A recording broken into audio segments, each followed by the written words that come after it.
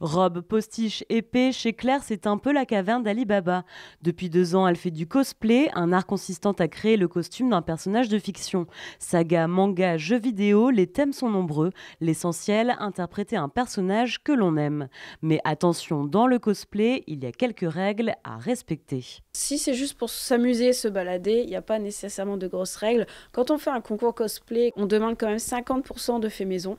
Donc c'est le but du cosplay, c'est de créer soi-même, de s'amuser. Quand on fait des concours un peu plus gros, on demande quand même 80% de création faite soi-même.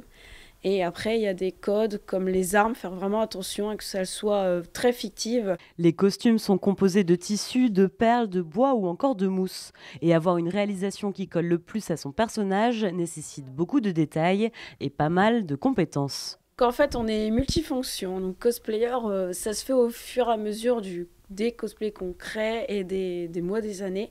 Donc il faut savoir même faire une machine à coudre, savoir faire un patronage, donc de la géométrie, du bois, de la peinture, utiliser des matériaux comme ponceuse ou après de l'électricité, maquilleuse, coiffeuse pour les perruques, tout ça, c'est vraiment complet. Pour un cosplay réussi, il faut souvent investir des centaines d'euros, mais aussi des heures de travail.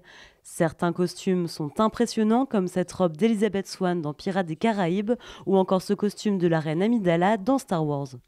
Ce dont je suis plus fière au top 3, c'est vraiment Jessica Rabbit, ma Lady Deadpool entièrement en cuir, qui a été très dur à coudre le cuir, première fois que je faisais ça, et Amidala de Star Wars, la reine.